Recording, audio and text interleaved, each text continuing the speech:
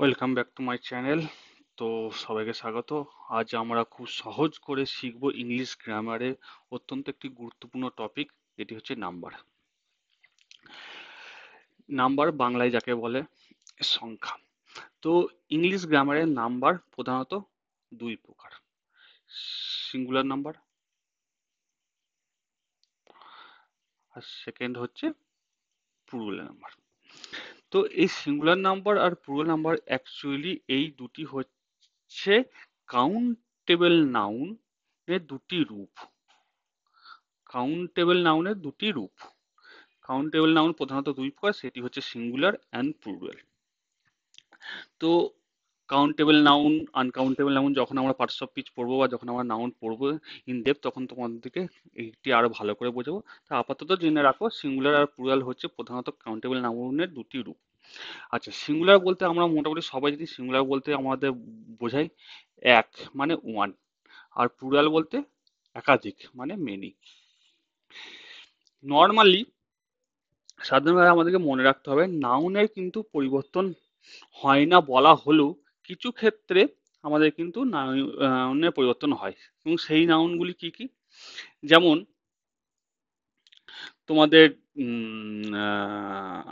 Collective noun, common noun, এগুলোর কিন্তু কিছু পরিবর্তন হয় সিঙ্গুলার থেকে প্লুরাল করার সময়।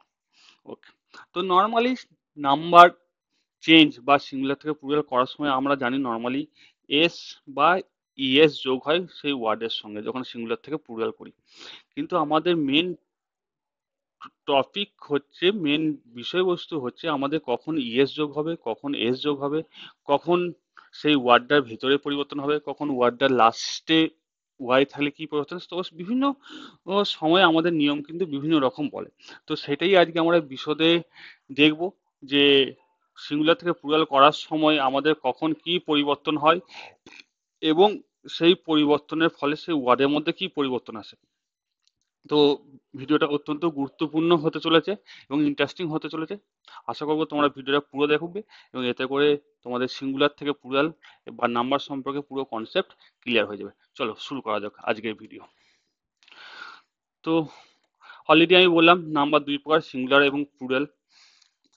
সিঙ্গুলার বলতে এক এবং প্লুরাল বলতে একাধিক, এবং সিঙ্গুলার এবং প্লুরাল দুটি কি কাউন্টেবল নাউনের দুটি রূপ। তো নর্মালি কি হয়, যখন আমরা সিঙ্গুলার থেকে প্লুরাল করি সেই ক্ষেত্রে আমরা ম্যাক্সিমাম ক্ষেত্রে কি করি, এস যোগ করি। যেমন বুক, এটি সিঙ্গুলার নাম্বার, এর প্লুরাল কি হবে, এস শেষে এস যোগ হবে। ক্যাট, এস শেষে কি যোগ হবে, প্লুরাল করার সময় এস যোগ হবে। ডগ, এস শেষে কি যোগ হবে, প্লুরাল যোগ হবে। এ তো গেল সাধারণ নিয়ম, এখানে আমাদের এস বা এস যোগ হচ্ছে। এবার আমাদেরকে জানতে হবে কখন ইএস যোগ হবে। ইএস কখন যোগ হবে? ইএস যোগ হবে যখন আমাদের কোনো ওয়ার্ড বা কোনো নাউনের ক্ষেত্রে বা কোনো সিঙ্গুলার ওয়ার্ডের ক্ষেত্রে যখন তার শেষে এস, ইএস, এসএইচ, এক্স থাকবে, সেক্ষেত্রে কিন্তু আমাদের ইএস যোগ হবে। যেমন কি কি থাকবে বললাম, এস, এসএইচ, সিএইচ, এক্স। আচ্ছা, এখানে সিএইচটা বলে রাখি, এখানে শুধু সিএইচ থাকলে হবে না, কিন্তু সিএইচ এর উচ্চারণটা যখন চয়ের মতো হবে তখনই কিন্তু ইএস যোগ হবে। তখনই কিন্তু এগুলো থাকলেই শুধুমাত্র কিন্তু ইএস যোগ হবে। ঠিক আছে? আচ্ছা, তাহলে এর উদাহরণস্বরূপ আমরা নিতে পারি, যেমন অ্যাস, কি আছে, লাস্টে এস আছে, তো এই ক্ষেত্রে প্লুরাল করার সময় কি যোগ হবে, ইএস যোগ হবে। আচ্ছা, বক্স, এর প্লুরাল করার সময় কি যোগ হবে, ইএস যোগ হবে। ইঞ্চ, এর প্লুরাল করার সময় কি যোগ হবে, ইএস যোগ হবে। কারণ এখানে লাস্টে সিএইচ আছে এবং সিএইচ এর উচ্চারণটা, সাউন্ডটা কিন্তু বাংলার চয়ের মতো হচ্ছে। আচ্ছা, ডিস, লাস্টে কি যোগ হবে?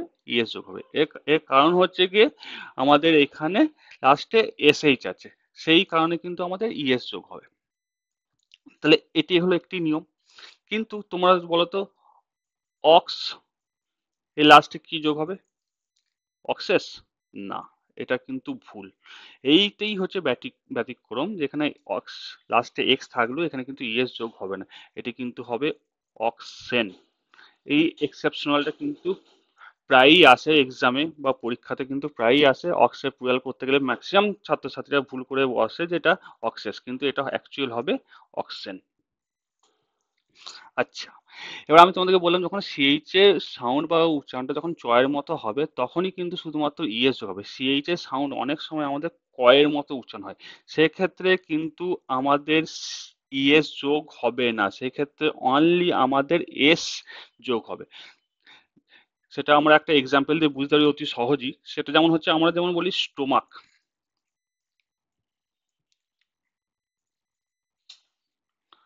স্টোমাক, স্টোমাক মানে পাকস্থলী। এই লাস্ট দেখতে পাচ্ছ সিএইচ আছে, কিন্তু এটা প্লুরাল করার সময় কিন্তু আমাদের ইএস যোগ হবে না, অনলি এস যোগ হবে, কারণ এখানে সিএইচ এর উচ্চারণটা কয়ের মতো হচ্ছে, চয়ের মতো হচ্ছে না। তেমনি আর একটা আমরা এক্সাম্পল নিতে পারি, সেটা হচ্ছে মনার্ক। এর যখন আমরা প্লুরাল করব তখন কিন্তু শুধু এস যোগ হবে, ইএস যোগ হবে না। তার কারণ হচ্ছে এখানে যে সিএইচ আছে এর উচ্চারণটা কিন্তু চয়ের মতো হচ্ছে না, এখানে কিন্তু কয়ের মতো উচ্চারণ। তো এটা কিন্তু অবশ্যই বন্ধুরা তোমরা মনে রাখবে, যখন শুধুমাত্র সিএইচ এর উচ্চারণটা চয়ের মতো হবে তখনই কিন্তু ইএস যোগ হবে সিঙ্গুলার থেকে প্লুরাল করার সময়, আদারওয়াইজ কিন্তু অনলি এস যোগ হবে। যদি সিএইচ এর উচ্চারণ যদি কয়ের মতো হয়, বাংলা অক্ষর কয়ের মতো হয়, তাহলে কিন্তু ইএস যোগ হবে। চলো, এই একটা নিয়ম আমরা শিখলাম। তাহলে এরকম আরো একটা নিয়ম শেখা যাক যে কখন এস বা কখন ইএস যোগ হবে। তো আশা করছি তোমাদের ভিডিওটা ভালো লাগছে।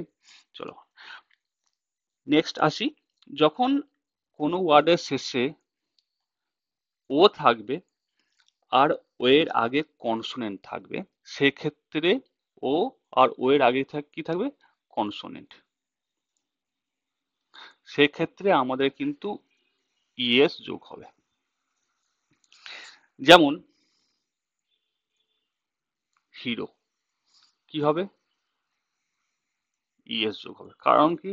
এখানে ও আছে আর ও এর আগে কি আছে? আরটা কি? আরটা হচ্ছে কনসোনেন্ট। জিরো, ঠিক একই, কি হবে? ইয়েস, কারণ ও আছে, ও এর আগে কি আছে? আর, আরটা কিন্তু কনসোনেন্ট। তারপরে যদি বলি ইকো, এটা কি যোগ হবে? একদম ঠিক, তোমরা ঠিক বলেছো, একদম ইয়েস যোগ হবে। আচ্ছা, আর যদি বলি পটেটো, কি যোগ হবে?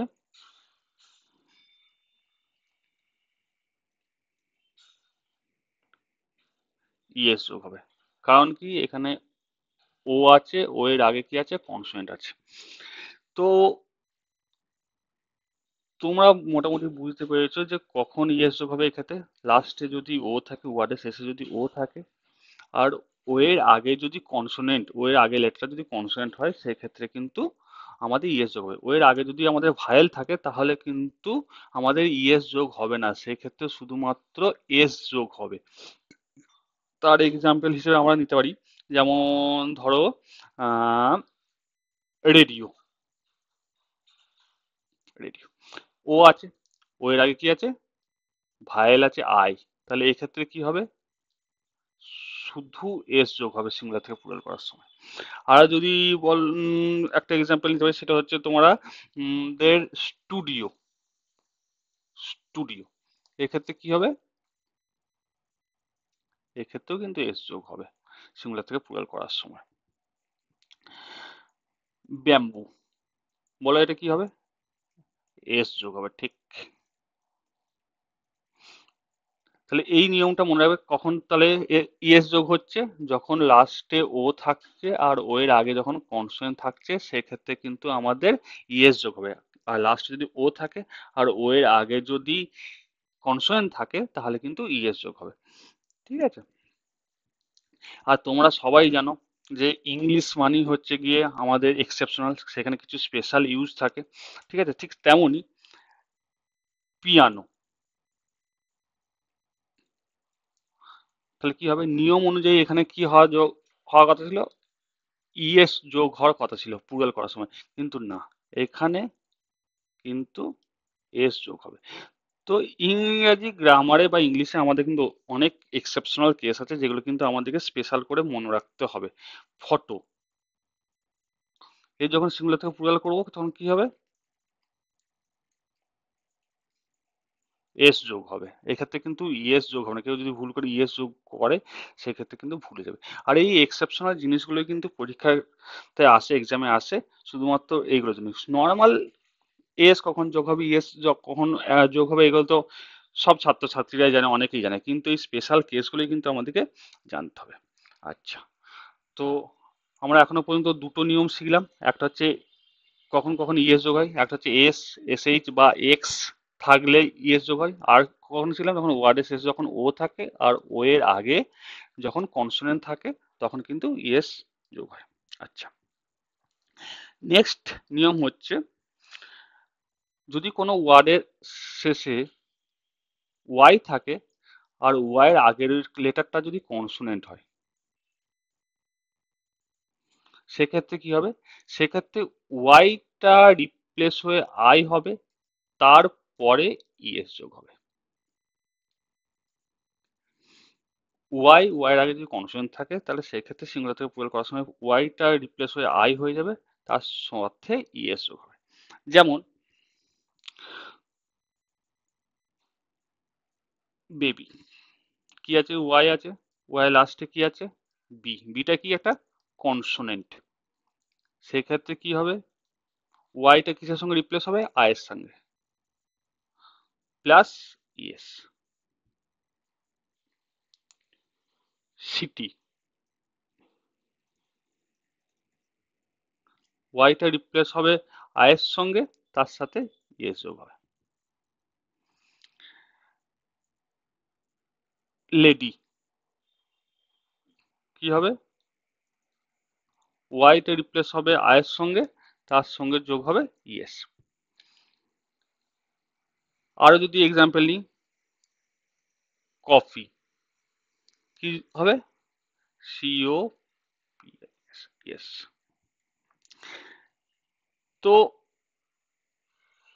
এই রুলসটাও নিশ্চয়ই তোমরা বুঝতে পেরেছো, যখন কোনো ওয়ার্ডের শেষে যখন ওয়াই থাকবে আর ওয়াই এর আগে যখন কনসোনেন্ট থাকবে, সেক্ষেত্রে ওয়াইটা রিপ্লেস হবে আই এর সাথে, প্লাস ইএস যোগ হবে। আচ্ছা, এবার তোমরা বলো তো, যদি বয় বা টয়, বয় এর সিঙ্গুলার থেকে প্লুরাল করার সময় কি হবে, এস যোগ হবে না ইএস যোগ হবে, এক্ষেত্রে কিন্তু এস যোগ হবে। কারণ কি না, লাস্টে তো ওয়াই আছে, কিন্তু ওয়াই এর আগের ওয়ার্ডটা কি আছে, ভায়েল আছে, এটা কি আছে, ভায়েল আছে। ওয়াই এর আগে লেটারটা যখন ভায়েল থাকবে, সেক্ষেত্রে শুধুমাত্র আমাদের এস যোগ হবে। যেমন বয়, টয়,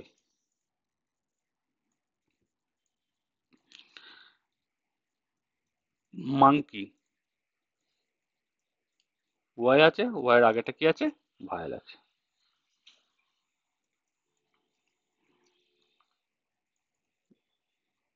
ডে,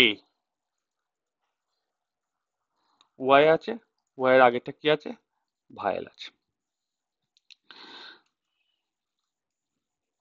তো আমি এই রুলসটা আরেকবার বলে দিচ্ছি, যখন ওয়াই থাকবে কোনো ওয়ার্ডের শেষে এবং সেই ওয়ার্ডে ওয়াই এর আগে যদি আমাদের কনসোনেন্ট লেটার থাকে, তো সেই কনসোনেন্ট লেটার যদি থাকে, তাহলে সেক্ষেত্রে কি হবে, রিপ্লেস হবে ওয়াইটা রিপ্লেস হবে আই এর সঙ্গে, তার সঙ্গে প্লাস ইএস যোগ হবে।